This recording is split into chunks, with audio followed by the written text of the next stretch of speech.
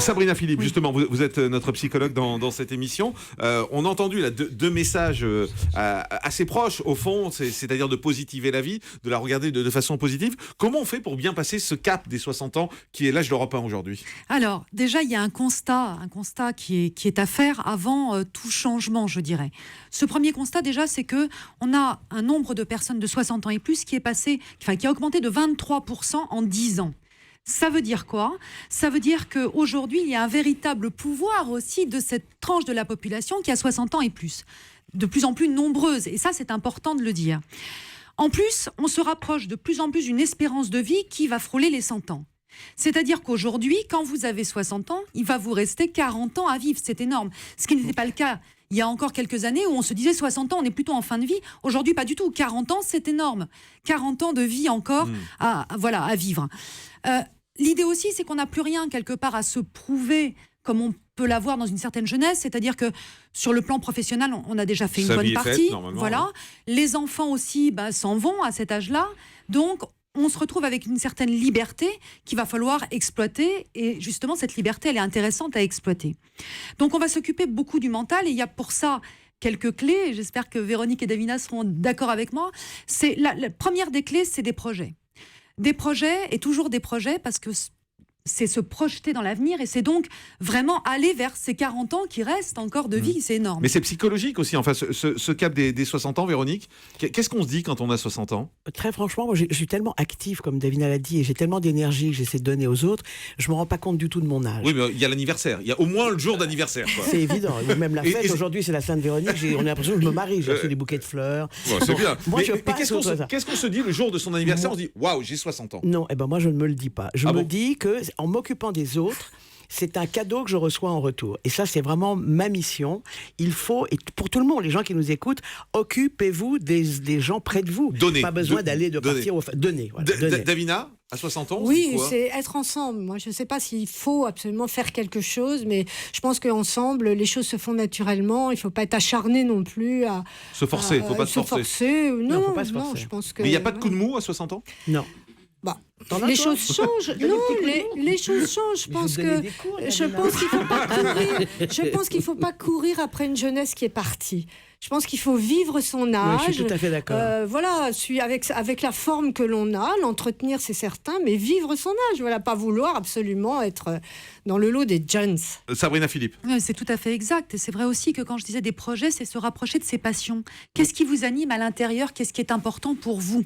C'est pas finalement, si ça ne vous intéresse pas d'aller faire du sport ou d'aller faire de la danse, n'en faites pas. Ça n'a aucun sens. Exactement. Rapprochez-vous de ce qui vous anime à l'intérieur. Quand je disais des projets, c'est l'énergie de vie. Et c'est ça dont vous témoignez toutes les deux, c'est cette énergie de vie incroyable. Davina. Oui, je pense que justement, à partir d'un certain âge, on peut réaliser le projet de sa vie. On n'a peut-être pas pu, parce que justement, la famille, les enfants, le travail, et tout ça. Mais voilà, à partir de 60 ans, je crois que la vie s'ouvre, une vie nouvelle s'ouvre sur le projet initial, celui qu'on n'a pas réalisé. Donc la vie commence. Docteur Richoux, pardon. Oui, à 60 ans, vous savez, ici, on est un certain nombre à les avoir dépassés allègrement. On a des activités. On n'a pas fondamentalement changé. On est le même. Et comme l'a dit Isabelle tout à l'heure, c'est comme les mathématiques. Ça dépend de ce que vous avez fait avant. Si vous n'avez jamais préparé ni un projet psychologique, ni un projet spirituel, ni un projet physique, c'est pas à 60 ans que vous allez vous y mettre. Ça n'a pas de sens. Mais si vous avez déjà fait tout ça, 60 ans maintenant, c'est même pas. Alors, je vais poser la question aux femmes qui sont autour de ce plateau, mais est-ce que c'est plus dur d'avoir 60 ans pour une femme que pour un homme, Véronique? Probablement à cause des rides, qui moi ne me dérangent pas, comme vous pouvez le constater. Mais, oui, probablement plus pour une femme. Mais les hommes aussi, regardez, il y a tellement de trucs maintenant que les hommes font, et les crèmes, et les teintures de de cheveux. Mais le regard de la société peut être plus dur sur les femmes, non? Plus dur sur une femme. Moi, je pense qu'une femme, elle reflète ce qu'il y a certainement à l'intérieur d'elle. C'est-à-dire que quand on est souriante, qu'on a de l'énergie et qu'on aide les autres, déjà, on n'a pas le même regard sur vous en disant, dis donc, t'as vu quel âge elle doit avoir. Vous savez, nous, on a le phénomène, moi, je donne mes cours tous les matins, et j'ai des bruits de couloir dans les vestiaires, c'est, dis donc, t'as vu, elle fait le grand écart, mais quel âge elle a? Donc ça, c'est tous les jours, j'entends. Davina?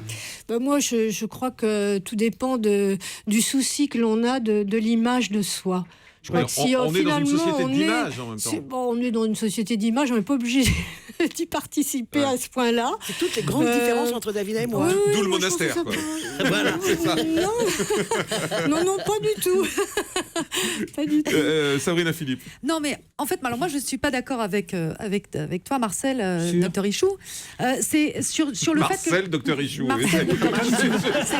C'est un mélange. C'est ça. Appelle-moi docteur Marcel. Ouais, c'est ça. Docteur Marcel, docteur Chouchou. Je ne suis pas d'accord avec ce que tu disais parce que, en fait, moi, je vois aussi des personnes qui, à 60 ans, finalement, ont d'un seul coup une grande prise de conscience en se disant c'est peut-être maintenant que je vais pouvoir. Elles n'ont pas forcément pu avant, comme on disait, par exemple, se mettre au chant, se mettre au théâtre, faire finalement ce qu'elles ont toujours voulu. Et ça va être à 60 ans, quand les enfants s'en vont, quand les pressions familiales sont moins fortes et professionnelles aussi, qu'elles se disent j'ai peut-être un projet à mener. Et on parlait justement de l'apparence. L'apparence passe aussi beaucoup par le mental et cette énergie de vie qui va se transmettre pas par justement la qualité de la peau ou des rides, mais par les yeux, Tout à fait. par l'énergie qui se dégage du corps. Mais ça, c'est ce qui va vous animer de l'intérieur. Ouais. Et ce que je voulais rajouter aussi, c'est qu'il est très important d'aimer, parce que aimer, c'est le meilleur bien d'accord. anti-ride qui existe. Voilà. C'est-à-dire que il y a beaucoup de femmes, en effet, qui font... Mais il faut changer de vie là aussi. Parfois, il faut changer de vie. Il faut aller chercher un petit jeune Non, quand, pas forcément. quand on est une femme de 60 ans Pas pour rester en forcément, forme. mais ça peut être aussi dans son couple remettre l'amour au goût du jour. Ouais. C'est que l'amour, c'est ce qui reste, enfin, c'est ce qui permet Oui, aussi aimer, d'être bien en vie sûr. fortement. Quand Donc- vous voyez, ouais. Docteur Marcel. Oui, il n'y a pas de contradiction.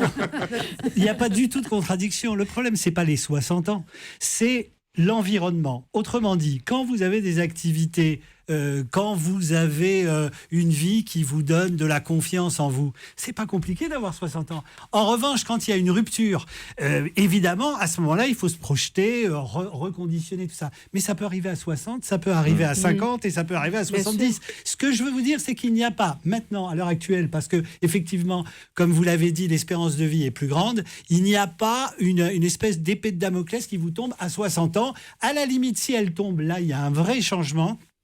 C'est plus vers 75-80, parce que physiologiquement, les gens ne sont plus les mêmes. Enfin, les gens Tout à qu'on a fait. connus dans les années Bien sûr. 60, qui avaient 60 ans, Ah bah, c'était des c'est- vieux. bien On est évidemment, d'accord. bien sûr, on est Alors d'accord. que nous, on a eu la chance... Peut-être aussi culturellement, par l'arrivée de la musique, par un esprit, une culture jeune qu'il n'y avait pas eu avant. Moi, je me Ouais, rappelle... Vous êtes très rock, vous. Oui. Non, mais si vous Dr. voulez, Rock'n'Roll. je suis pas très rock, mais par rapport aux gens qui avaient, je sais pas, dans les Bien sûr, années bien sûr. 45 ou 50, à 60 ans, c'était des petits vieux, ils avaient la canne. Isabelle Quenin. Oui, je pense que c'est surtout l'étape de notre vie, c'est-à-dire qu'on met 50 ans ou 60 ans arbitrairement, ça correspond souvent à un changement de vie affective, et Sabrina avait parfaitement raison de dire que les enfants s'en vont. Ah oui, c'est ça. Donc on se retrouve Oui, avec vie un affective chez les couple, enfants. on se retrouve dans le même cas de figure qu'on avait quand on s'était rencontrés, si ce n'est qu'il n'y a plus la magie de l'amour parce qu'il y a eu 30 ans de vie commune peut-être.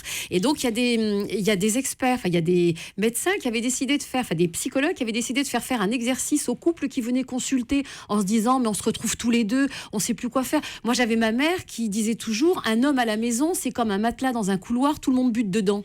Autant vous dire que... Bah oui, J'adore. c'est vrai ce que c'est que ce truc. Magnifique. Donc ça veut dire qu'il faut réapprendre. Il faut réapprendre à vivre ensemble. Il faisait faire un exercice qui était très sympa. Il disait voilà, vous allez comptabiliser dans une journée le nombre de reproches que vous vous faites l'un à l'autre. 3, 4, 5 reproches par jour, voire plus. Il dit maintenant, votre cahier des charges, votre exercice, ça va être de faire 5 compliments de plus que le nombre de reproches que vous avez fait. Et on se rendait compte qu'avec un exercice aussi simple que On y ça, passe la nuit surtout. oui, mais surtout, on passait la nuit à faire des activités qu'on faisait plus avant quand on n'était que dans le reproche avec l'autre. Ouais. Donc, on réinitialisait une sexualité. Il y avait plein de choses qui redémarraient, qui avaient été un peu mises en sommeil pendant les années où l'essentiel, c'était les enfants. Et le côté cougar, justement, vous n'avez pas parlé, Sabrina Philippe. J'en ai pas parlé parce que c'est un épiphénomène. Alors Ah bon ça intéresse beaucoup les médias, mais en réalité c'est assez rare. Et puis surtout, C'est la recherche de la jeunesse quand même. Savoir qu'on peut plaire à des jeunes, non, chez une femme. oui, comme ça arrive aussi chez des hommes pour des femmes plus jeunes, et c'est très fréquent. Oui, mais c'est plus fréquent. Mais là, c'est en train de monter en puissance quand même le côté cougar, non? Ça monte plus dans les médias qu'en réalité. Voilà. D'accord. Dans la réalité, en fait, par contre, ce Véronique, qui est vous très n'êtes pas important, cougar, vous? Moi, je suis pas cougar. Non, Davina non plus. Ah non, moi je risque pas.